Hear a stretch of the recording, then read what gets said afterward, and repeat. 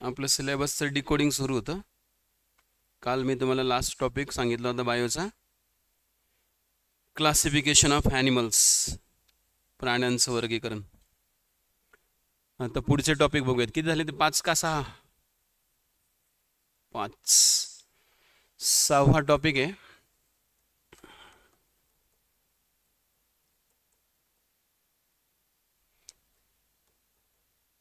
सजीवातील पोषण.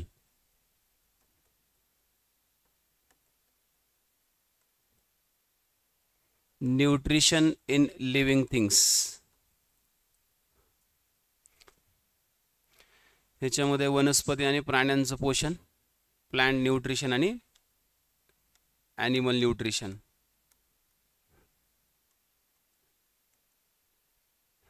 ठीक आहे. वनस्पतींमधलं पोषण म्हणजे आपल्याला शिकायचं आहे फोटोसिंथेसिस, प्रकाश संश्लेषण.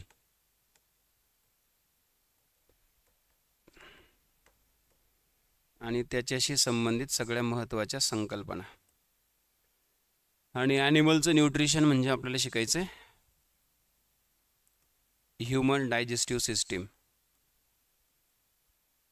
डिटेल. मानवी पचन संस्था, आपल्या पचन संस्थेमधले सगळे अवयव, त्यांची रचना आणि त्यांचं कार्य, यांचा सगळ्यांचा अभ्यास. ठीक आहे. प्रश्न येत राहतात त्याच्यावर. फोटोसिंथेसिसपेक्षा डायजेस्टिव्ह सिस्टीमवर प्रश्न येण्याची शक्यता जास्त असते. तर हा पण एक इम्पॉर्टंट टॉपिक आहे यातला. हा याच्यापेक्षा फोटोसिंथेसिसवर प्रश्न येण्याची फ्रिक्वेन्सी जरा कमी आहे, ह्यूमन डायजेस्टिव्ह सिस्टीमवर जास्त आहे. ठीक आहे. झालं का?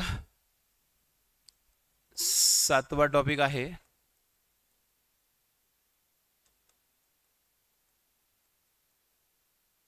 सजीवातील श्वसन, म्हणजे रेस्पिरेशन इन लिव्हिंग थिंग्स. रेस्पिरेशनचे 2 प्रकार पडतात. सजीवांमधलं श्वसन 2 प्रकारचं असतं. एक ॲनेरोबिक असतं, विनॉक्सी म्हणजे ऑक्सिजनच्या शिवाय, आणि एक एरोबिक असतं.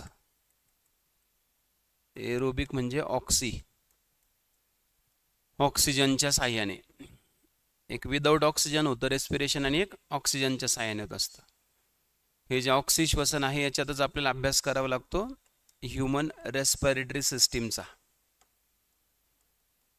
कारण आपल्याकडे ऑक्सिश्वसन घडतं. ह्यूमन रेस्पिरेटरी सिस्टीम म्हणजे मानवी श्वसन संस्था. आपल्या शरीरातल्या श्वसन संस्थेचे सगळे पार्ट, अवयव, त्यांची रचना आणि त्यांचं कार्य इम्पॉर्टंट आहे पण. ठीक आहे. आणि एरोबिक रेस्पिरेशन प्लांट्समधलं पण बघावं लागतं, त्याच्यावर सुद्धा प्रश्न येतात आपल्याला, परंतु वेगळा अभ्यास करायची गरज नाही, कारण हे सेमच आहे ऑलमोस्ट. ठीक आहे. म्हणजे तुम्ही आपली रेस्पिरेटरी सिस्टीम, आपली रेस्पिरेशनची प्रोसेस डिटेल्स अभ्यास केली की वनस्पतींचं पण कव्हर होऊन जातं, त्याला वेगळं करायची गरज नाही. तीच सिस्टीम आहे, सेम. फक्त आपल्याकडे एक स्टेप जास्त आहे, एक्स्ट्रा आहे आपल्याकडे रेस्पिरेशनची, ती वनस्पतींकडे नाही, बाकी सगळं कॉमन आहे. ठीक आहे. 8वा टॉपिक आहे सजीवातील वहन, म्हणजे ट्रान्सपोर्टेशन, म्हणजे सजीवांच्या शरीरातील पदार्थ एका ठिकाणाहून दुसऱ्या ठिकाणी नेण्याची सिस्टीम. तर हे प्लांट्समध्ये पण पाहायचं आणि ॲनिमल्समध्ये पण पाहायचं आहे. वनस्पतींमध्ये जे ट्रान्सपोर्टेशन होतं त्यासाठीच ते झायलम आणि फ्लोएम असतात. काल तुम्हाला मी सांगितलं होतं, झायलम आणि फ्लोएम, जलवाहिनी, रसवाहिनी. आणि ॲनिमल्समधलं जे ट्रान्सपोर्टेशन आहे, प्राण्यांमधलं म्हणजे आपल्यातलं, प्राणी म्हणलं की आपण, आपल्यातलं ट्रान्सपोर्टेशन 2 प्रकारचं आहे. एक सर्क्युलेटरी सिस्टीमच्या माध्यमातून होतं. सर्क्युलेटरी सिस्टीम म्हणजे रक्ताभिसरण संस्था, म्हणजे हृदय, रक्तवाहिन्या वगैरे वगैरे. आणि दुसरं लिम्फॅटिक सिस्टीमच्या माध्यमातून होतं. लिम्फॅटिक सिस्टीम म्हणजे लसिका संस्था, परंतु हे फक्त इम्युनिटीसाठी असतं, रोगप्रतिकारासाठी. खऱ्या अर्थाने आपल्या शरीरात सबस्टन्सेस एका ठिकाणून दुसऱ्या ठिकाणी ट्रान्सफर करण्याचं काम सर्क्युलेटरी सिस्टीमचं असतं. ठीक आहे, त्यात हृदयाची रचना आणि त्याचं कार्य डिटेल आपल्याला माहीत पाहिजे. लिम्फॅटिक सिस्टीमवर प्रश्न खूप कमी येतात आणि वनस्पतींच्या ट्रान्सपोर्टेशनवर पण कमी येतात. सर्क्युलेटरी सिस्टीमवर जास्त येतात प्रश्न, रक्ताभिसरण संस्थेवर. ठीक आहे,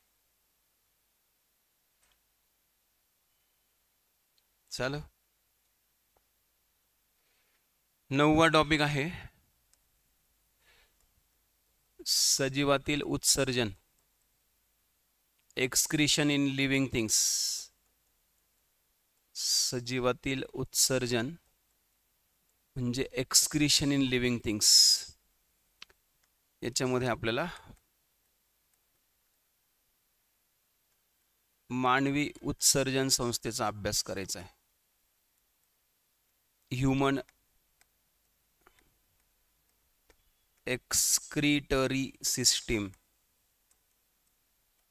ज्याच्यामध्ये आपल्याला किडनी आणि किडनीमध्ये असणाऱ्या नेफ्रॉन्सचं स्ट्रक्चर आणि फंक्शन. नेफ्रॉन म्हणजे वृक्कनलिका, ज्याच्या माध्यमातून ब्लड फिल्टर केलं जातं, रक्त गाळलं जातं. म्हणजे किडनीमध्ये रक्त गाळण्यासाठी ह्या नेफ्रॉन नावाच्या ट्यूब्स असतात, नलिका. एका किडनीमध्ये 10 लाख जे आपलं ब्लड फिल्टर करत असतात. म्हणून तर किडनीच्या डॉक्टरला काय म्हणतात? नेफ्रोलॉजिस्ट म्हणतात, किडनीलॉजिस्ट नाही म्हणत. झालं. 10वा टॉपिक आहे सजीवातील प्रजनन, reproduction in living things. Reproduction in living things. प्रजनन 2 प्रकारचं असतं रे. एक असेक्शुअल असतं आणि एक सेक्शुअल असतं. लैंगिक आणि अलैंगिक असे प्रजननाचे 2 मुख्य प्रकार आहेत.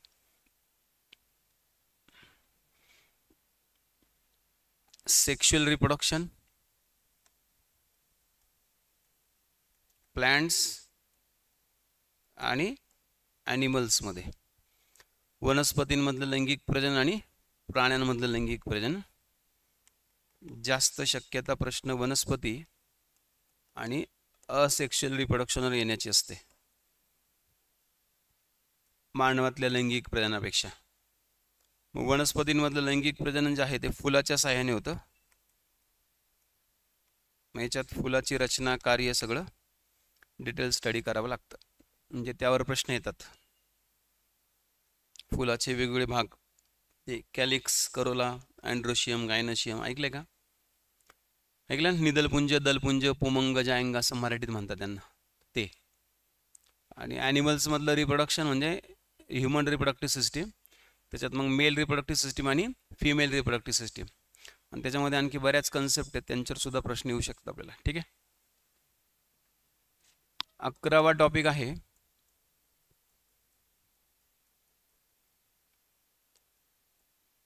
सजीवातील नियंत्रण आणि समन्वय, कंट्रोल आणि कोऑर्डिनेशन. कंट्रोल आणि कोऑर्डिनेशन. कंट्रोल कोऑर्डिनेशन 2 प्रकारे घडून येतं. एक तर केमिकल म्हणजे रसायनांच्या स्वरूपात, रसायनांना म्हटलं जातं हार्मोन्स, म्हणजे संप्रेरके. म्हणजे सजीवांच्या शरीरात वेगवेगळे हार्मोन्स तयार होतात जे त्यांच्या शरीरातल्या वेगवेगळ्या प्रोसेस किंवा सिस्टीम्स कंट्रोल करतात. आणि दुसरं असतं नर्वस. नर्वस म्हणजे चेतापेशी किंवा चेतासंस्थेच्या सहाय्याने. ठीक आहे.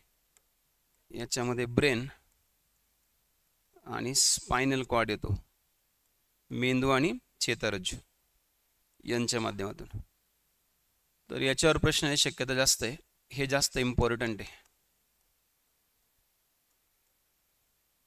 नर्वस सिस्टीमवर प्रश्न फार कमी येतात, इनफॅक्ट खूपच कमी फ्रिक्वेन्सी त्याच्यावर प्रश्न येण्याची, याच्यावर जास्त आहे. आणि हार्मोन्स मग आपल्याला दोन्ही प्रकारचे समजून घ्यावे लागतात, प्लांट्स हार्मोन पण आणि ॲनिमल्सचे हार्मोन्स पण. म्हणजे वनस्पतींमध्ये कोणकोणते संप्रेरक तयार होतात त्यांचा रोल काय, प्राण्यांमध्ये कोणकोणते संप्रेरक तयार होतात आणि त्यांचा रोल काय. ठीक आहे. हार्मोन्स कळतं का? हार्मोन्स ऐकले का नाव? नाही. इन्सुलिन एक प्रकारचं हार्मोन आहे. इन्सुलिन जे आपल्या शरीरात रक्तातली ग्लुकोज मेटाबोलाइज करतं ते. आपल्या गळ्यामध्ये थायरॉइड नावाची ग्रंथी असते, त्यातून थायरॉक्सिन नावाचं हार्मोन तयार होतं. ऐकले का? असे बरेच हार्मोन्स आहेत आपल्या शरीरामध्ये. प्लांट्समध्ये पण आहेत 4-5 प्रकारचे, ते सगळे इम्पॉर्टंट आहेत, प्रश्न येत राहते त्याच्यावर नेहमी. ठीक आहे. चला, समजलं कितपर्यंत? 12वा टॉपिक आहे आपला न्यूट्रियंट्स. न्यूट्रियंट्स म्हणजे पोषद्रव्य, म्हणजे आहारशास्त्र, हायजीन मधला टॉपिक आहे हा. याच्यामध्ये आपल्या आहारातले 5 महत्त्वाचे घटक डिटेल शिकायचे असतात आपल्याला, त्यांचे सोर्सेस आणि फंक्शन्स. म्हणजे कार्बोहायड्रेट्स कुठून मिळतात आणि काय करतात. कार्बोहायड्रेट्स म्हणजे कर्बोदके. प्रोटीन्स, प्रोटीन्स म्हणजे प्रथिने. फॅट्स, फॅट्स म्हणजे मेद. विटॅमिन्स म्हणजे जीवनसत्व. आणि मिनरल्स म्हणजे क्षार. तर यांच्या सगळ्यांचे सोर्सेस, फंक्शन आणि यांच्यामुळे होणाऱ्या डिसीजेस. म्हणजे जर हे समजा न्यूट्रिएंट्स कमी पडले किंवा जर एक्सेस झाले तर आजार होतात. लक्षात ठेवा, आपल्या आहारातले घटक जर आपण कमी खाल्ले तरी आजार होतात आणि जास्त खाल्ले तरी आजार होतात. मग कोणकोणते आजार होतात त्यांच्यामुळे ते पण समजून घ्यायचे आपल्याला. ठीक आहे, झालं. आणि शेवटचा टॉपिक, शेवटचा नाही, सेकंड लास्ट टॉपिक, डिसीजेस म्हणजे रोग. हा पण हायजीन मधलाच टॉपिक आहे. याच्यामध्ये प्लांट डिसीज आणि ॲनिमल डिसीज. प्राण्यांना होणारे वेगवेगळे रोग, जीवाणूमुळे, विषाणूमुळे, फंगसमुळे, रक्ताचे, पेशींचे, अनुवांशिक वगैरे वगैरे. आणि वनस्पतींना होणारे वेगवेगळे रोग, जीवाणू, विषाणू आणि फंगसमुळे. यांचा पण डिटेल. हा टॉपिक ॲक्च्युली फॅक्च्युअल आहे, म्हणजे जनरल नॉलेजचा टॉपिक आहे, पाठ करायचा टॉपिक आहे. कुठला डिसीज कशामुळे होतो, कसा स्प्रेड होतो, त्यानंतर त्याचे सिम्पटम काय आहेत, त्यासाठी औषध कुठलं आहे, वॅक्सिन असलं तर वॅक्सिन कुठलं आहे, हे सगळी माहिती तुम्हाला माहीत पाहिजे. सगळ्या डिसीजची, बरेच डिसीज आहेत, त्यांच्या सगळ्यांचा अभ्यास करावा लागतो आपल्याला. ठीक आहे. 14वा टॉपिक आहे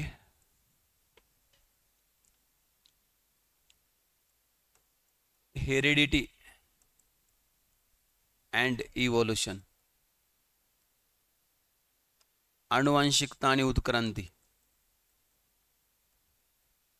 अनुवांशिकता आणि उत्क्रांती. ठीक आहे. हा टॉपिक जरी आपल्याला आता सिरियली 14 नंबरला आहे तरी आपण पहिला हाच टॉपिक शिकणार आहोत. कुठला? अनुवांशिकता आणि उत्क्रांती. सगळ्यात पहिलं काम आहे आपलं बायोचा अभ्यास करताना हे समजून घेणं. हे जर नाही शिकलो तर मग बायो शिकण्यात काही लॉजिक नाही. तुम्हाला सगळ्यांना माहिती पाहिजे, आपल्या सगळ्यांना माहिती पाहिजे की आपण आले कसो, कसे तयार झालो, आपण कुठून आलो नेमके, आणि अनुवांशिकता कसं काय असते. म्हणजे जे आपण आलो आहेत तर ते अजून पण येतातच आहेत ना, निर्मिती सुरूच आहे आणखी तीच. मग त्याची सगळी सिस्टीम काय ते समजून घ्यायचं आपल्याला. अनुवांशिकता आणि उत्क्रांती हा पण एक महत्त्वाचा टॉपिक आहे. त्यानंतर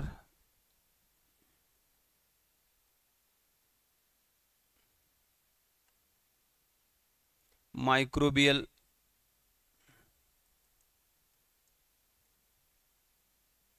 बायोटेक्नॉलॉजी. सूक्ष्मजीवीय जैवतंत्रज्ञान हा टॉपिक फक्त राज्यसेवाच्याच मुलांनी करायचा, कंबाईनच्या नाही. सूक्ष्मजीवांचं जैवतंत्रज्ञान राज्यसेवेला विचारण्याची शक्यता आहे. ठीक आहे, चला हे झाले 15 टॉपिक आपले. आता सगळे मिळून जर विचार केला तर, नाही तर मग 14 टॉपिक बायोलॉजीचे. याच्यात बॉटनी, झुलॉजी आणि हायजीन तिन्ही पण कव्हर होता. परत म्हणाल नाही तर मग एवढं सगळं झालं तर सर आता एक बॉटनी झालं, झुलॉजी कुठे, नाही तर झुलॉजी झालं, बॉटनी कुठे, ते सगळी एकत्रच आहे, लक्षात ठेवा. ठीक आहे, वेगवेगळं असं टायटल देऊन नाही शिकणार आहोत आपण. ठीक आहे, दुसरा महत्त्वाचा पार्ट आहे आपला बायोलॉजीमधला, तो म्हणजे केमिस्ट्री. रसायनशास्त्रात काय काय आहे. तर केमिस्ट्री सुद्धा खूप महत्त्वाचा टॉपिक आहे, म्हणजे खूप महत्त्वाचा पार्ट आहे सायन्सचा. आफ्टर बायोलॉजी, जीवशास्त्रानंतर सगळ्यात जास्त प्रश्न आपल्याला MPSCने केमिस्ट्रीवर विचारलेत, आणि केमिस्ट्री नंतर मग नंबर लागतो फिजिक्सचा. त्यामुळे मग जीवशास्त्रानंतर याचा चांगला अभ्यास करायचा, केमिस्ट्रीचा. केमिस्ट्रीमध्ये कोणकोणते टॉपिक आहेत. मग आता पहिला टॉपिक आहे ते states of matter.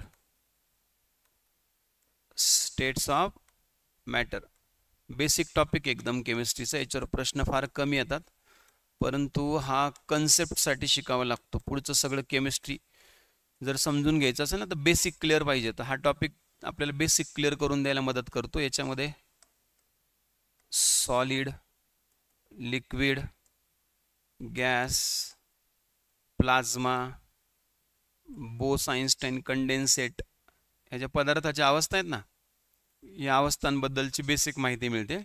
Plus elements, compounds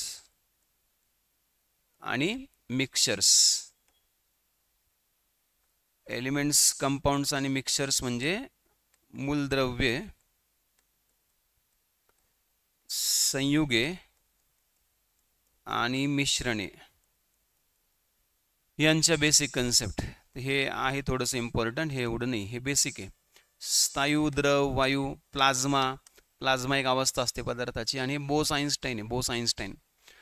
Bose आणि आइन्स्टाईन नावाच्या दोन शास्त्रज्ञांनी सांगितलेली पदार्थाची अवस्था.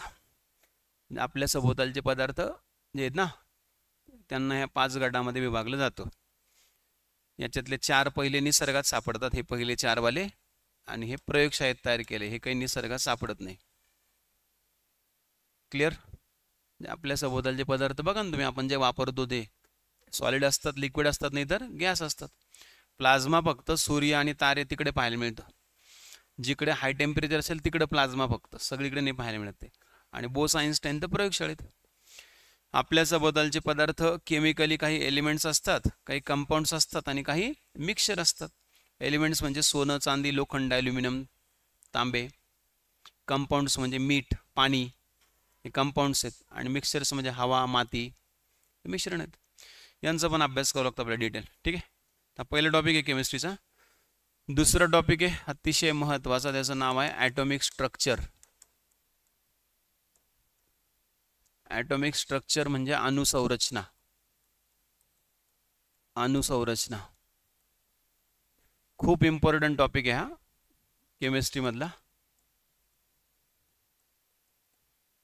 म्हणजे दुसरा महत्त्वाचा टॉपिक आहे प्रश्न संख्येच्या तुलनेत विचार केला तर. नंबर 1चं मेटल, नॉन मेटल आहे सगळ्यात जास्त प्रश्न. नंबर 2चा हा टॉपिक आहे सगळ्यात जास्त प्रश्न. काय आहे याच्यामध्ये? याच्यामध्ये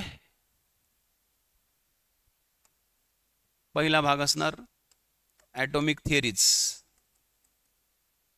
म्हणजे अणूचं संशोधन कसं झालं, कुणी केलं. मग पहिला डाल्टन,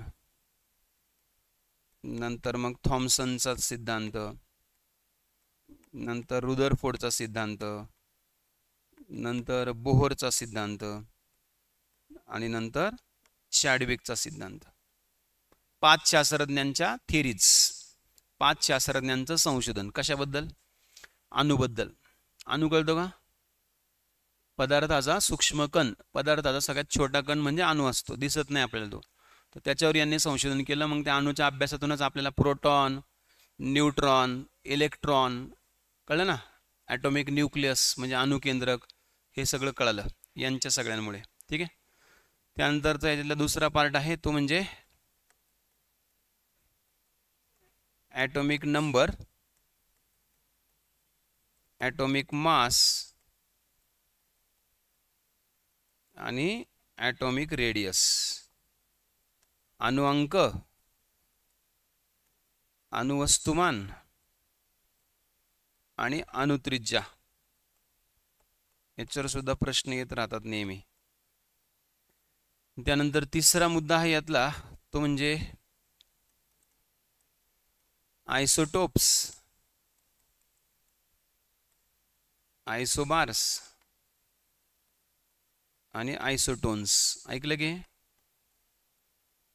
आयसोटोप्स म्हणजे समस्थानिके, आयसोबार्स म्हणजे समभारिके आणि आयसोटोन्सला समन्यूट्रॉनिके म्हणतात. पण आयसोटोन्स लक्षात ठेवा, यांच्यावर प्रश्न आपल्याला युजली येतात परीक्षेला. आयसोटोप्सचे प्रकार आणि त्यांचे उपयोग, आयसोबार्सचे डेफिनेशन, आयसोटोनचे डेफिनेशन आणि त्यांचे उदाहरणं, हे विचारतात आपल्याला परीक्षेमध्ये. समजलं? खूप महत्त्वाचा टॉपिक आहे हे. त्यातले मी काही महत्त्वाचे मुद्दे हायलाईट केलेत फक्त. अजून बरंच या टॉपिकमध्ये शिकण्यासारखं. ठीक आहे, झालं. तिसरा टॉपिक आहे classification of elements. Classification of elements म्हणजे मूलद्रव्यांचं वर्गीकरण.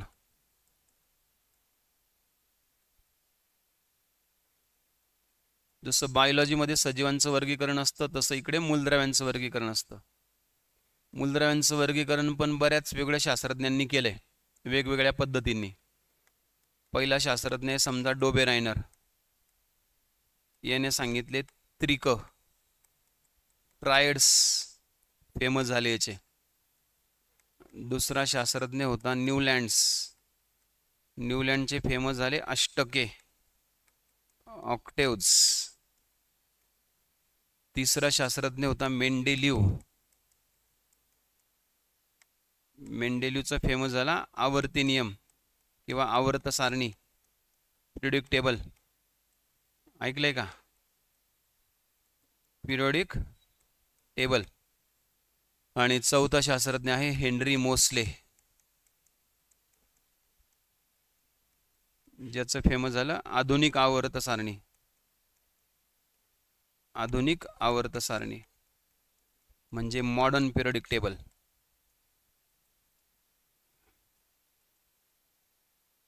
आणि हा जास्त इम्पॉर्टंट आहे या सगळ्यांच्या तुलनेत. प्रश्न जास्त मॉडर्न पिरियोडिक टेबलवर येतात. मागच्या वर्षी पण आला होता प्रश्न याच्यावर.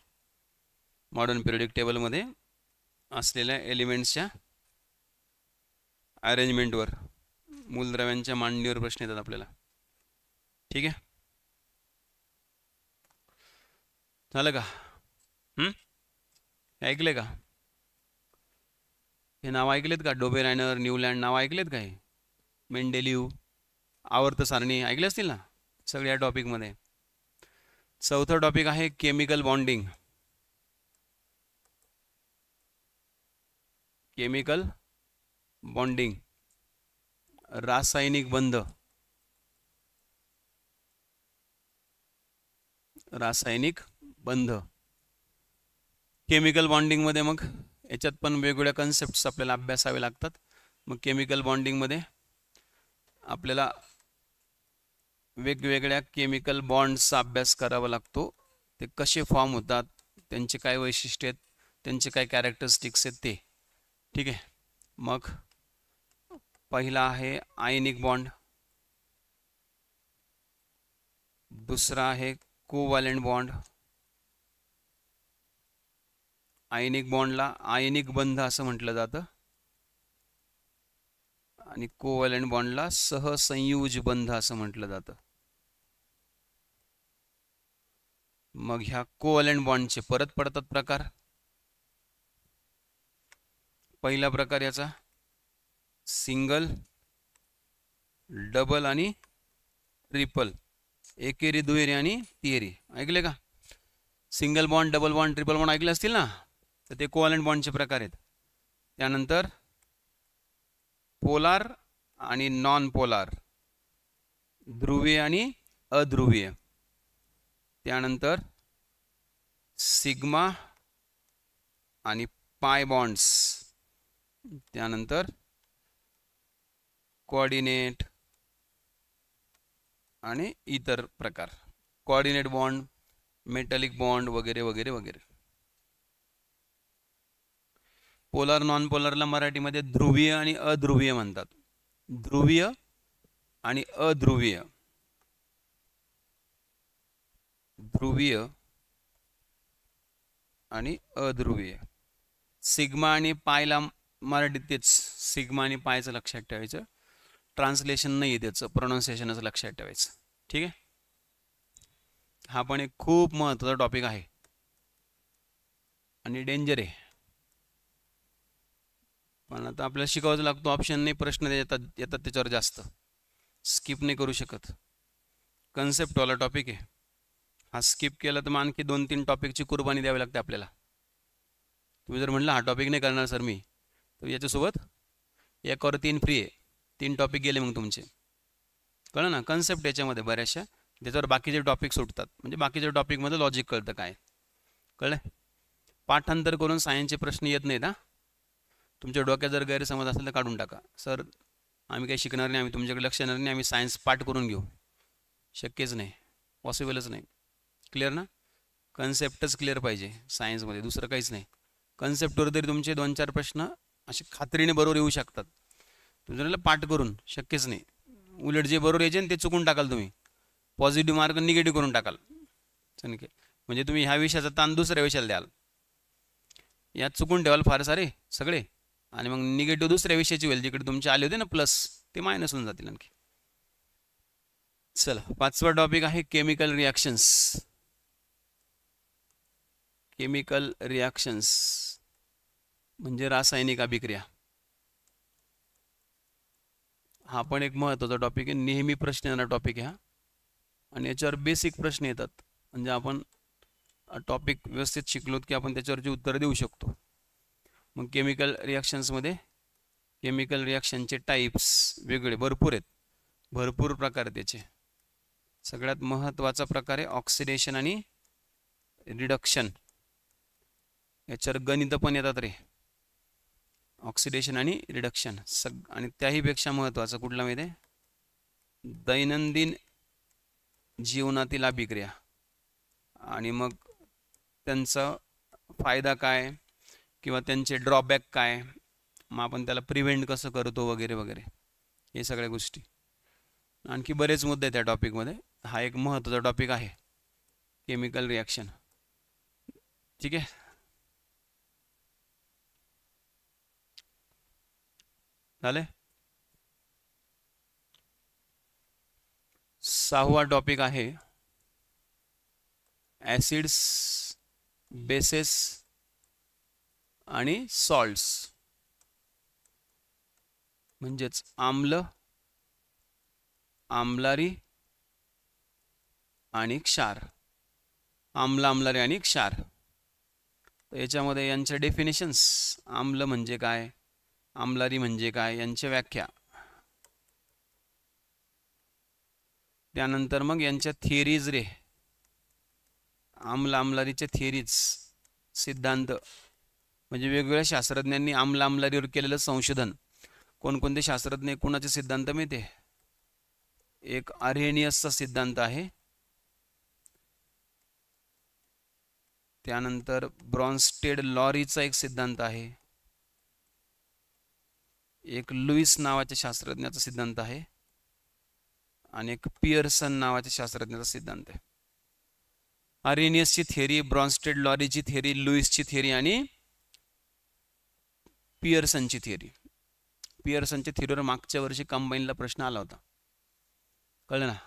हा सिद्धांत कोणी मांडला, म्हणजे ॲसिड म्हणजे असं, बेस म्हणजे असं, असं कोणी सांगितलं, असा प्रश्न आला होता. म्हणजे या चौघांनी पण डिफाईन केलं ॲसिड म्हणजे काय आणि बेस म्हणजे काय. ठीक आहे.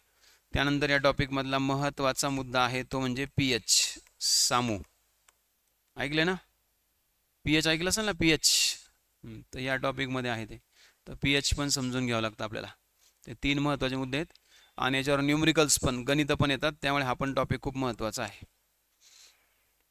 ऑक्सिडेशन नंबर काढले ते आपल्याला याच्यामध्ये, सॉरी इक्वेलंट वेट, नॉर्मॅलिटी वगैरे काढलेत आपल्या याच्यावर. इक्वेलंट वेट, नॉर्मॅलिटी वगैरे, ॲसिड बेसची टायट्रेशन, ऑक्सिडेशन नंबर मागच्या टॉपिकवर झालं. 7वा टॉपिक आहे केमिस्ट्रीचा, तो म्हणजे मेटल्स आणि नॉन मेटल्स, धातू आणि अधातू. सगळ्यात जास्त केमिस्ट्रीचे प्रश्न आतापर्यंत विचारले गेलेला टॉपिक, सगळ्यात जास्त प्रश्न. 2 नंबरला ॲटॉमिक स्ट्रक्चर आहे, प्रश्नांची संख्या 2 नंबरला ॲटॉमिक स्ट्रक्चर, 1 नंबरला मेटल्स आणि नॉन मेटल्स. याच्यात मग महत्त्वाचे धातू कुठले कुठले? लोह, ॲल्युमिनियम, तांबे, ठीक आहे, सोने आणि चांदी. काही नाही, यांचे सगळ्यांचं काय अभ्यासावं लागतं माहिती आहे का? यांच्या सगळ्यांचे मिनरल्सचे प्रकार, त्यांचे फॉर्म्युले बिर्म्युले म्हणजे खनिजे, आणि यांच्या सगळ्यांचे ॲलॉईज. ॲलॉईज म्हणजे संमिश्रे. हा टॉपिक अर्धा पाठांतराचा आहे, अर्धा कन्सेप्टचा आहे. खनिजे कळतं का? हां, नाही. बॉक्साईट हे ॲल्युमिनियमचं खनिज आहे, माहिती आहे ना? बॉक्साईट मधून आपल्याला ॲल्युमिनियम मिळतं. हेमेटाईट, मॅग्नेटाईट हे लोखंडाचे खनिज आहेत, त्यातून लोखंड मिळतं आपल्याला, समजलं का? तर ते खनिज, त्यांचे नावं, त्यांचे फॉर्म्युले, आणि मग यांचे आपण ॲलॉईज बनवतो. ॲलॉईज या धातूंचे, म्हणजे आपल्याला लोखंड वापरायचं ना, तर त्याचं संमिश्र बनवतो आपण. म्हणजे लोखंडामध्ये कार्बन टाकतो, म्हणजे स्टील तयार झालं, पोलाद. त्यानंतर स्टीलवर जर समजा निकेल आणि क्रोमियमची कोटिंग केली तर मग स्टेनलेस स्टील तयार झालं. स्वयंपाकघरातले भांडे आपण जे वापरत होते, तर ते सगळे संमिश्र, त्यांचे घटक वगैरे आपल्याला विचारतात परीक्षेमध्ये. आणि अधातूमध्ये फॉस्फरस,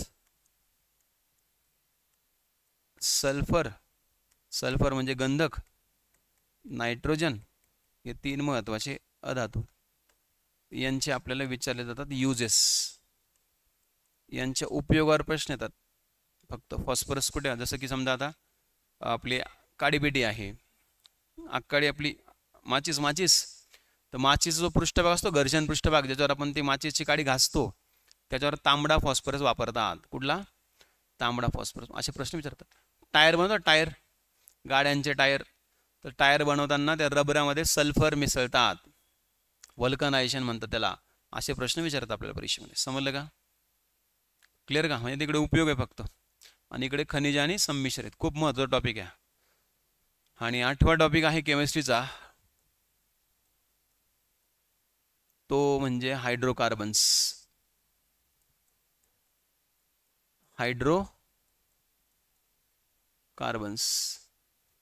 हायड्रोकार्बन्स मध्ये आपल्याला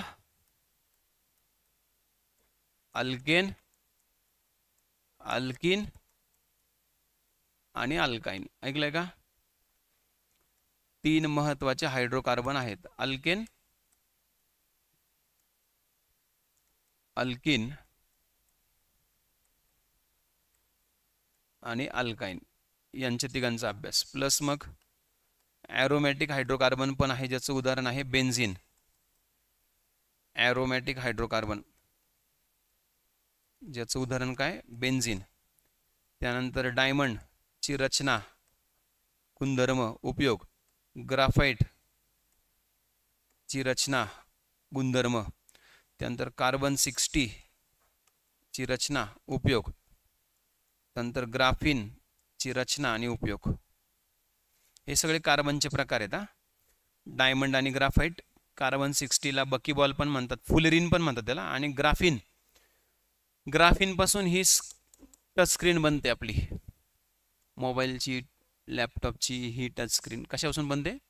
ग्राफिन पासून. हे ग्राफिन आहे वरती, याच्या कोटिंग. मोबाईलच्या पण वरती काय? ग्राफिन आहे कोटिंग, लक्षात ठेवा. ग्राफिन कार्बनचा प्रकार आहे, कळलं का? आणि महत्त्वाच्या हायड्रोकार्बनचे उपयोग, जसं की मिथेन कुठे वापरतात, इथेन कुठे वापरतात, इथिलीन कुठे वापरतात, फ्रेऑन कुठे वापरतात, फेरॉन कुठे वापरतात, बेन्झिन कुठे वापरतात, ॲसिडिलिन कुठे वापरतात, मिथिल अल्कोहोल कुठे वापरतात, इथिल अल्कोहोलचा उपयोग काय, असे बरेचसे हायड्रोकार्बनचे संयुग आहेत, त्यांच्या उपयोगावर सुद्धा आपल्याला प्रश्न विचारले जातात. ठीक आहे, हा पण एक महत्त्वाचा टॉपिक आहे. फ्रिक्वेन्सी कमी आहे पण इम्पॉर्टंट टॉपिक आहे, प्रश्न येतात त्याच्यावर. आणि 9वा आणि शेवटचा टॉपिक आहे केमिस्ट्रीचा, त्याला म्हणायचं दैनंदिन रसायनशास्त्र, डे टू डे केमिस्ट्री. दैनंदिन रसायनशास्त्र म्हणजे डे टू डे केमिस्ट्री. याच्यामध्ये मग आपण वापरत असलेलो महत्त्वाची संयुगे, काही पण विचारता आहे का, महत्त्वाची संयुग आपण वापरतो ना रोजच्या जीवनामध्ये, म्हणजे काय, धुण्याचा सोडा आणि खाण्याचा सोडा, फॉर्म्युला सांगा, सायंटिफिक नाव सांगा. धुण्याचा सोडा म्हणजे सोडियम कार्बोनेट, खाण्याचा सोडा म्हणजे सोडियम बायकार्बोनेट, कळलं ना, असे प्रश्न. प्लास्टर ऑफ पॅरिसचं फॉर्म्युला सांगा, असे प्रश्न विचारतो. तुरटी माहिती ना, तुरटीचा फॉर्म्युला सांगा, तुरटीचे उपयोग सांगा, असे प्रश्न विचारतं. टूथपेस्टमध्ये काय असतं असं विचारतं ऐक, समजलं. अँटासिड म्हणून काय वापरतात, इनोमध्ये काय असतं, हे जनरल प्रश्न विचारतं संयुगांमध्ये, लक्षात ठेवा. त्यानंतर मग काच आणि काचेचे प्रकार, त्याचे उपयोग. समजा आता ही तुमच्या बाजूला असलेल्या खिडकीची काच, कुठल्या प्रकारची काच आहे ती, मग काचेचे घटक काय काय असतात वगैरे वगैरे, असे प्रश्न विचारतात आपल्याला आयोग. त्यानंतर प्लास्टिक आणि प्लास्टिकचे प्रकार, प्लास्टिक आणि प्लास्टिकचे प्रकार आणि त्यांचे उपयोग. आपण आपल्या रोजच्या जीवनामध्ये बरेच प्लास्टिक वापरतो ना, मग पॉलिथिनच्या पिशव्या, मग पॉलिथिन म्हणजे काय, कुठलं प्लास्टिक आहे, नायलॉन कुठलं प्लास्टिक असतं, कळलंय का, टेरिलिन काय असतं, म्हणजे सॉरी नायलॉन कुठलं प्लास्टिक आहे, पॉलिकार्बोनेट कुठलं प्लास्टिक आहे, पॉलिप्रोपिलिन कुठलं आहे, आपलं पॉलिस्टायरिन कुठलं आहे, ज्याला आपण थर्मोकोल म्हणतो, ज्यावर बंदी आली, लक्षात ठेवा. सो अशी. त्यानंतर फायबर्स म्हणजे धागे, कळलं ना, कॉटन, सिल्क, ऊल, पॉलिस्टर, कळलं ना, सगळ्या धाग्यांचे गुणधर्म आणि त्यांचे उपयोग. आणि अजून बरंच काही आहे याच्यामध्ये, जेवढं अभ्यासलं तेवढं कमीचे. काही पण विचारत आयोग, काही पण विचारतो, कारण दैनंदिन रसायनशास्त्र, त्याला काही चॅलेंज नाही, समजलं ना. आयोडेक्समध्ये काय असतं आणि विक्समध्ये काय असतं, पेन किलर स्प्रेमध्ये काय असतं, टॅल्कम पावडरमध्ये काय असतं, डिओड्रंटमध्ये काय असतं, समजलं का. म्हणजे आपल्या रोजच्या वापरातले पदार्थ आपण फक्त त्यांचा वापर करतो, त्यांच्याकडे पाहतच नाही, त्याच्यात कंटेंट वाचतच नाही आपण, समजलं ना. कंटेंट असतं त्यावर लिहिलेलं, घटक त्यात काय कशापासून बनले त्याला लिहिलं असतं. शॅम्पूमध्ये काय असतं, खालीपैकी कुठलं ॲसिड असतं शॅम्पूमध्ये, संपला कार्यक्रम. आपण कधी बघतो ते, पेपरवरून घरी गेलो मग ती शॅम्पूची बॉटल काढतो तिकडून, मग पाहतो अरे बापरे याच्यात हे होतं का, हे ऑप्शन, अरे हा हे होतं पर्याय याच्यात, आपण तर पाहिलंच नाही. याला म्हणतात दैनंदिन जीवनातलं विज्ञान, कळलं का. असे प्रश्न आयोग विचारतं, लक्षात ठेवा. ठीक आहे, केमिस्ट्री कळालं. शेवटचा पार्ट आपला आता सायन्सचा, तो म्हणजे फिजिक्स. सगळ्यात आधुनिक शाखा विज्ञानाची भौतिकशास्त्र, most modern branch of science. भौतिकशास्त्रामध्ये काय काय कुठले टॉपिक आहेत, पहिला टॉपिक आहे याच्यातला, त्याच्यावर म्हणजे टॉपिक खूप छोटा आहे, सोपा आहे आणि प्रश्न पण बऱ्याचदा विचारले जातात. इनफॅक्ट मागच्या वर्षी पहिल्यांदा कंबाईन ग्रुप बी ची आणि ग्रुप सी ची मेन्स झाली, पहिल्यांदा नवीन पॅटर्न नुसार. दोन्ही मेन्सला याच्यावर प्रश्न आले होते. टॉपिक एवढूसाच, छोटा पॅकेट बडा धमाका आहे आणि सोपे प्रश्न एकदम. काय माहिती का, 1 light year is equal to how much, 1 प्रकाश वर्ष म्हणजे किती, असा प्रश्न आला होता. माहिती आहे किती, 1 प्रकाश वर्ष म्हणजे किती माहिती का, 1 लाईट इयर म्हणजे काय.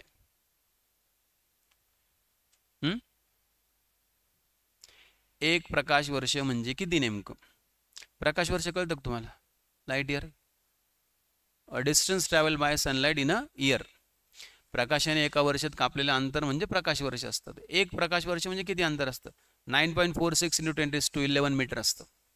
किती, 9.46 × 10⁻11, 10चा 11वा घात एवढं असतं डिस्टन्स 1 प्रकाश वर्ष म्हणजे. ठीक आहे, तर असे प्रश्न विचारत आयोगाच्यावर.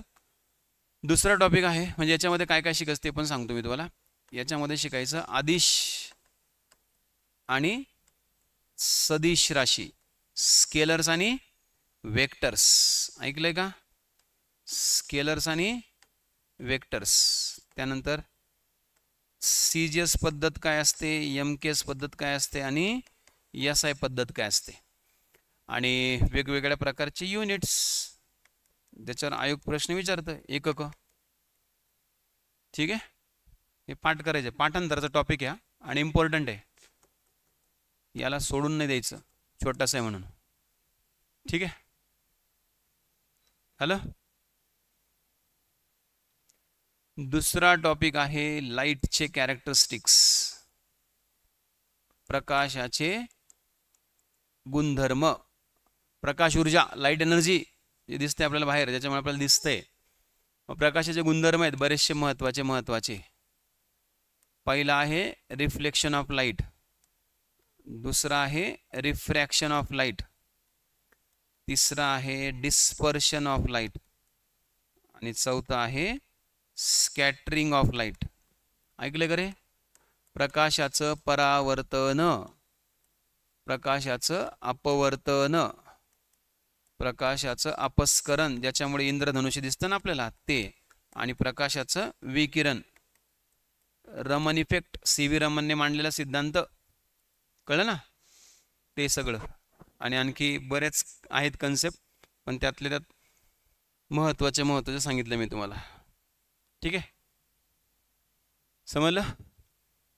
हा पण एक अतिशय महत्त्वाचा टॉपिक आहे, याच्यावर गणित पण येतात, लक्षात ठेवा, न्यूमरिकल्स पण, याच्यात पण बऱ्याच कन्सेप्ट आहेत अभ्यासाच्या. तिसरा टॉपिक आहे मिरर्स आणि लेन्सेस. मिरर्स आणि लेन्सेस, आरसे आणि भिंग. मागच्या वर्षी पण दोन्ही परीक्षांना याच्यावर प्रश्न आले होते, कंबाईनला पण आणि राज्यसेवेला पण. गणित आलं होतं, गणित. ते दोन आरसे एकमेकांशी एवढ्या अँगलमध्ये ठेवले, त्यांच्यासमोर एक मांजर बसली आहे, त्या मांजरीचे किती इमेज, किती प्रतिमा दिसतील त्या दोन आरशांमध्ये, असे प्रश्न विचारले होते आयोगाने. सो मिरर आणि लेन्सेसमध्ये काय, मग पहिले प्लेन मिरर म्हणजे सपाट आरसा, त्याच्यात तयार होणारी इमेज, त्याची कॅरेक्टरिस्टिक्स.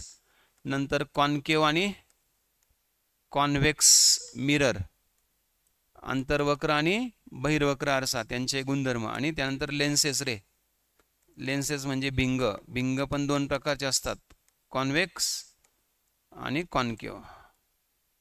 ठीक आहे, तर हे तिघांचे पण याच्यावर गणित पण येतात, आणि यांचे कॅरेक्टरिस्टिक्स, यांचे नियम वगैरे आहे, काही गोष्टी त्या सगळ्या पाहाव्या लागतात आपल्याला. ठीक आहे, हा पण एक इम्पॉर्टंट टॉपिक आहे, मिरर्स आणि लेन्सेस, आरसे आणि भिंग.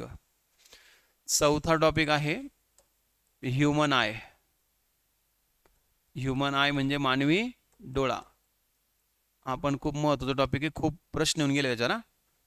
त्याच्यामध्ये मग डोळ्याची रचना, आयरिस काय असतं, प्युपिल काय असतं, कॉर्निया काय असतं, सिलेरी मसल काय असतं, लेन्स काय असतं, रेटिना काय असतो, रेटिना दृष्टीपटल माहिती आहे ना, रेटिनामधल्या सेल्स, रॉड सेल आणि कोन सेल, दंडपेशी आणि शंकुपेशी. आणि सगळ्यात महत्त्वाचं डोळ्याशी संबंधित महत्त्वाचे दोष, डिफेक्ट रे डोळ्यांचे, माहिती आहे का?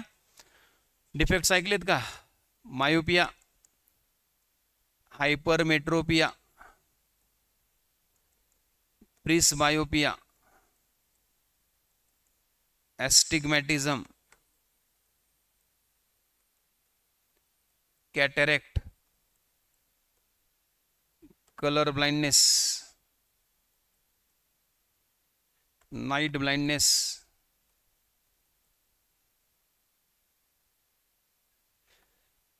कॉन्जक्टिव्हायटिस. काय ऐकलं याच्यातलं? एक पण नाही ना, यातलं एक पण नाही ऐकलं ना? गुड. मायोपियाला म्हटलं तर निकटदृष्टिता, हायपरमेट्रोपियाला म्हटलं तर दूरदृष्टिता, प्रिस्बायोपियाला म्हटलं जातं वृद्ध दृष्टिता, ॲस्टिग्मॅटिझमला म्हटलं तर अबिंदुकता, कॅटरॅक्टला म्हटलं तर मोतीबिंदू, कलर ब्लाइंडनेसला रंग आंधळेपणा, रंगांधता, नाईट ब्लाइंडनेसला रात आंधळेपणा, आणि कॉन्जक्टिव्हायटिस म्हणजे डोळे येणे रे. कळलं का? एवढे सगळे दोष आहेत डोळ्यांचे. डोळ्याची रचना, कार्य, एवढं सगळं अभ्यासावं लागतं, कारण याच्यावर प्रश्न येतात आपल्याला, येऊन गेलेत बऱ्याचदा प्रश्न. तर पण हा पण एक महत्त्वाचा टॉपिक आहे, ह्युमन आय. समजलं ना, आपलं सगळ्यात महत्त्वाचं सेन्सरी ऑर्गन हेच आहे ना, सगळ्यात महत्त्वाचं सेन्सरी ऑर्गन हेच आहे, लक्षात ठेवा. डोळे. 5 ज्ञानेंद्रिय आहेत ना आपल्याला, 5 ज्ञानेंद्रिय आहेत ना आपल्याला, त्यापैकी सगळ्यात इम्पॉर्टंट कुठलं? डोळे. लक्षात ठेवा. म्हणून त्याचा अभ्यास सेपरेट आहे आपल्याला. 5वा टॉपिक आहे इलेक्ट्रिसिटी. इलेक्ट्रिसिटी म्हणजे विद्युत ऊर्जा. विद्युत ऊर्जा आत्तापर्यंत फिजिक्स मधल्या टॉपिक पैकी सगळ्यात जास्त प्रश्न आलेला टॉपिक कुठला? इलेक्ट्रिसिटी. इलेक्ट्रिसिटी मध्ये मग करंट इलेक्ट्रिसिटी काय असतं? करंट इलेक्ट्रिसिटी काय असतं? कोणी सांगितलं? एम्पियरने सांगितलं. इलेक्ट्रिक चार्ज काय असतो? कुलोम्बने सांगितलं. कुलोम्बने. व्होल्टेज किंवा पोटेन्शियल डिफरन्स काय असतो? अलेक्झांडर वोल्टाने सांगितलं. आणि रेजिस्टन्स काय असतो? ओहमने सांगितलं. मग त्याचा नियम पण आहे, ओहमचा नियम. त्यानंतर रोधांची जोडणी, कॉम्बिनेशन ऑफ रेजिस्टर्स. रोधांची जोडणी दोन प्रकारे करतात, एक सिरीज आणि एक पॅरलल. एकसर जोडणी आणि समांतर जोडणी. एकसर जोडणी आणि समांतर जोडणी, रोधांची जोडणी. ठीक आहे. वरचे नाव. करंट इलेक्ट्रिसिटी म्हणजे विद्युत धारा किंवा धारा विद्युत. इलेक्ट्रिक चार्ज म्हणजे विद्युत प्रभार. आणि ज्या ज्या शास्त्रज्ञांनी सांगितलं ना रे, जसं विद्युत धारा एम्पियरने सांगितलं, मग विद्युत धारेचे एकक त्याच्या नावावरून पडलं, एम्पियर. इलेक्ट्रिक चार्ज कुलोम्बने स्पष्ट केलं, मग इलेक्ट्रिक चार्जचं युनिट कुलोम्ब. व्होल्टेज किंवा पोटेन्शियल डिफरन्स अलेक्झांडर वोल्टाने, याला विभवांतर म्हणतात, विभवांतर अलेक्झांडर वोल्टाने सांगितलं, मग याचं एकक व्होल्ट. रेजिस्टन्स ओहमने सांगितलं, रोध, म्हणून त्याचं एकक ओहम. लक्षात ठेवा. समजलं? जोड्या लावला प्रश्न येते. मग एका कॉलम मध्ये सगळे 4 नाव आणि दुसऱ्या कॉलम मध्ये त्यांची एकक. कळलं का? इलेक्ट्रिक करंटचं एकक काय? एम्पियर. रेजिस्टन्स एकक काय? ओहम. व्होल्टेजचं एकक काय? व्होल्ट. इलेक्ट्रिक चार्जचं एकक काय? कुलोम्ब. हे पाठ करायचे. याचा टॉपिक झाला, होऊन जातं सगळं क्लिअर. 6वा टॉपिक आहे effects of electricity. Effects of electricity म्हणजे विद्युतधारेचे परिणाम. विद्युतधारेचे परिणाम. याच्यामध्ये 3 इफेक्ट आहेत रे. विद्युतधारेचे 3 परिणाम आहेत आपण वापरत असलेले. एक हीटिंग इफेक्ट आहे, म्हणजे एक औष्णिक परिणाम आहे विद्युतधारेचा. त्यानंतर एक मॅग्नेटिक इफेक्ट आहे, म्हणजे चुंबकीय परिणाम म्हणतात त्याला. आणि एक केमिकल इफेक्ट आहे. केमिकल इफेक्ट म्हणजे रासायनिक परिणाम. एक हीटिंग इफेक्ट म्हणजे आपण वापरत असलेले बल्ब, ट्यूबलाइट, इस्त्री, हीटर, हे सगळं काय? Heating effect. मॅग्नेटिक इफेक्ट म्हणजे आपण वापरत असलेली मोटर, फॅन मधली मोटर, मिक्सर मधली मोटर. कळलं ना? हे मॅग्नेटिक इफेक्ट आहे. त्याचबरोबर मॅग्नेटिक इफेक्टचं उदाहरण आणखी जनरेटर पण आहे, जे इलेक्ट्रिसिटी प्रोड्यूस करतं ना ते. आणि केमिकल इफेक्टचं उदाहरण म्हणजे आपण वापरत असलेले स्वयंपाकघरातले भांडे, स्टेनलेस स्टीलचे भांडे, त्यावर निकेल क्रोमियमची कोटिंग करतात ना. स्टेनलेस स्टीलच्या भांड्यावर निकेल आणि क्रोमियमचा थर दिलेला असतो, तो इलेक्ट्रिकल प्रोसेसमधून दिलेला असतो. इलेक्ट्रिकल प्रोसेस म्हणजे केमिकल इफेक्ट. लक्षात ठेवा. ठीक आहे. हीटिंग इफेक्ट सांगितला ज्यूलने, मग ज्यूलचा नियम फेमस आहे. मॅग्नेटिक इफेक्ट सांगितला ओरस्टेडने, मग ओरस्टेडचा नियम फेमस आहे. आणि केमिकल इफेक्ट सांगितला निकोल्सनने, पण निकोल्सनचा नियम फेमस नाही. नियम फॅरेडेचा फेमस आहे. कुणाचा? फॅरेडेचा. म्हणजे त्या केमिकल इफेक्ट मध्ये नियम कोणी सांगितला? फॅरेडेने. निकोल्सनने फक्त ती बेसिक थिअरी सांगितली. झालंय. 7वा टॉपिक आहे तो म्हणजे साऊंड एनर्जी, ध्वनी. मग याच्यामध्ये ध्वनीची निर्मिती, ध्वनीची डेफिनेशन, व्याख्या, निर्मिती कशी होते, प्रोड्यूस कसा होतो साऊंड, आणि सगळ्यात महत्त्वाचं त्याचं प्रसारण कसं होतं. साऊंड एका ठिकाणी दुसऱ्या ठिकाणी कसं जातो त्यानंतर वेवलेंग्थ काय असते साऊंडची, फ्रिक्वेन्सी काय असते, ह्या दोन महत्त्वाच्या कन्सेप्ट आहेत, तरंगलांबी आणि वारंवारता. तरंगलांबी आणि वारंवारता. त्यानंतर ॲम्प्लिट्यूड काय असतो साऊंडचा, ॲम्प्लिट्यूड म्हणजे आयाम म्हणतात त्याला. ठीक आहे. त्यानंतर अल्ट्रासाऊंड काय असतं, अल्ट्रासाऊंड म्हणजे अतिश्राव्य ध्वनी, ऐकले ना, ज्याची फ्रिक्वेन्सी 20,000 हर्ट्झपेक्षा जास्त असते आणि त्याचे युजेस जसं सोनोग्राफीमध्ये वापरतात, ECG मध्ये वापरतात अल्ट्रासाऊंड, त्याचबरोबर इन्फ्रासाऊंड पण, बाकीचे प्रकार पण आणखी. ठीक आहे. आणि ध्वनीच्या वेगावर परिणाम करणारे घटक, ध्वनीचा जो वेग आहे त्याच्यावर कोणकोणते घटक परिणाम करतात ज्याच्यामुळे ध्वनीचा वेग वाढतो किंवा कमी होतो, त्याच्यावर सुद्धा प्रश्न आहेत आपल्याला. हा सुद्धा एक अतिशय महत्त्वाचा टॉपिक आहे, नेहमी प्रश्न येणारा साऊंड. नेहमी एकही परीक्षा फिजिक्समध्ये 4 टॉपिक, हीट, लाईट, साऊंड आणि इलेक्ट्रिसिटी. कोणते कोणते? हीट, लाईट, साऊंड आणि इलेक्ट्रिसिटी. जास्त प्रश्न येणार, लक्षात ठेवा. लाईट झाला, इलेक्ट्रिसिटी झाला, साऊंड पण झाला. आता त्यानंतरचा पुढचा कुठला आहे मग? हीट. 8वा टॉपिक आहे हीट एनर्जी, उष्णता ऊर्जा. मागच्याच वर्षी प्रश्न आले याच्यावर हीटवर. मग उष्णता ऊर्जेमध्ये आपल्याला हीट आणि टेम्परेचर मधला फरक माहिती पाहिजे, उष्णता आणि तापमानामधला फरक माहिती पाहिजे आपल्याला. त्यानंतर स्पेसिफिक हीट काय असते, विशिष्ट उष्मा. मागच्या वर्षी याचं एकक विचारलं होतं परीक्षेला, कंबाईनला याचं युनिट काय स्पेसिफिक हीटचं. त्यानंतर पाण्याचे असंगत आचरण काय असते, what is anomalous behaviour of water.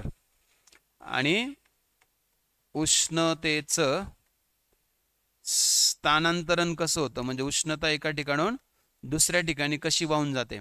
3 माध्यम आहेत, लक्षात ठेवा. एक कंडक्शन आहे, एक कॉन्व्हेक्शन आहे आणि एक रेडिएशन आहे. वहन, अभिसरण आणि प्रारण असा अर्थ त्याचा. कंडक्शन म्हणजे वहन, कॉन्व्हेक्शन म्हणजे अभिसरण आणि रेडिएशन म्हणजे प्रारण. ठीक आहे, क्लिअर. 9वा टॉपिक आहे मोशन म्हणजे गती, गतीचे प्रकार. 10वा टॉपिक आहे फोर्स म्हणजे बल आणि बलाचे प्रकार आणि न्यूटनचे नियम पण. याच्यामध्येच आपल्याला शिकावं लागतं ग्रॅव्हिटेशन. ग्रॅव्हिटेशन म्हणजे गुरुत्वबल. गुरुत्वबल हा बलाचाच एक प्रकार आहे. 11वा टॉपिक आहे वर्क, एनर्जी आणि पॉवर म्हणजे कार्य, ऊर्जा आणि शक्ती. 12वा टॉपिक आहे प्रेशर आणि डेन्सिटी, दाब आणि घनता. आणि 13वा टॉपिक आहे शेवटचा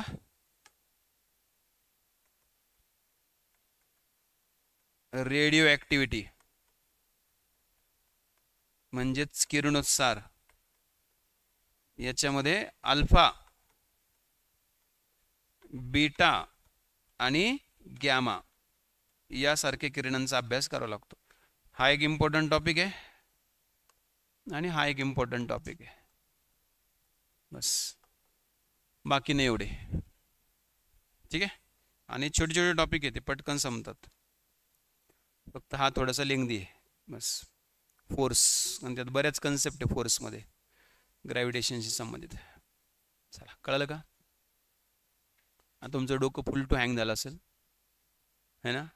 किती टॉपिक झाले टोटल सांगा बरं.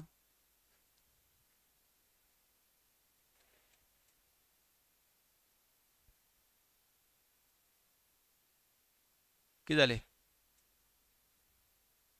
30 झाले. 36, 37, 35 प्लस टॉपिक शिकवायला लागतात. एवढं करून सुद्धा विज्ञानामध्ये पैकी मार्क पडतील का माहीत नाही, एवढं करून पण एवढं करून एवढा तो कॉन्फिडन्स येतो की आपले विज्ञानाचे मार्क जाणार नाही आता. म्हणजे आपल्याला जेवढे आवश्यक रिझल्ट आणण्यासाठी तेवढे आपण याच्यातून आणू शकतो. आणि 36 टॉपिक तुम्हाला डोकं लावायचं नाही आहे, तुम्हाला याचा काही सेल्फ स्टडी करायचं नाही आहे. जे काही करायचं तुम्हाला इकडंच करायचं, फक्त रेग्युलर क्लास करायचा आणि लक्ष द्यायचं, समजून घ्यायचं सगळे टॉपिक. समजलं ना? ॲटलिस्ट तुम्हाला आता हे तर कळालं की सिलेबस किती आहे सायन्सचा नेमका, सायन्स करायचं काय नेमकं ते तर कळालं तुम्हाला. एवढं सगळं करायचं असं सायन्स. सगळ्यात जास्त प्रश्न बायोलॉजीवर येतात, पण बाकीचे विषय सोडून द्यायचं चालणार नाही आपल्याला. नाही तुम्हाला सांगतो ना मग, बायोलॉजीच केलं आहे का पट्ट्याने, केमिस्ट्री फिजिक्स पाहिलं नाही. आयोगाने त्यावर्षी बायोलॉजी असले प्रश्न विचारले खतरनाक खतरनाक, म्हणजे त्यालाच कळलं नाही कुठून आले नेमके. झालं गेलं ना मग, रिझल्टच गेला डायरेक्ट मग. कारण त्याने अपेक्षा केली असेल की बायोलॉजीतून मी फक्त बायोलॉजीचा अभ्यास करेल, 5 प्रश्न सोडवल, 10 मार्क आणल. एकच प्रश्न आला त्याला, बाकी काय बायो विचारलं काहीच नाही कळलं. नंतर घरी आलं कळलं अरे केमिस्ट्री फिजिक्सचे काही प्रश्न सोपे होते, 4-5 तरी झाले असते अटेम्प्ट, पण पट्ट्याने केलंच नाही काही केमिस्ट्री फिजिक्सचा अभ्यास. असं असतं. त्यामुळे आपण आपल्या स्वतःची कुठलीही स्ट्रॅटजी बनवायची नाही. त्या त्या विषयाची स्ट्रॅटजी त्या त्या शिक्षकांकडूनच ऐकायची आणि तेच फॉलो करायचं. तुम्ही तुमचं डोकं लावलं की मग त्याच्यात तुमचं नुकसान होण्याची शक्यता खूप जास्त असते. ठीक आहे, चलो आता सोमवारी भेटू आपण.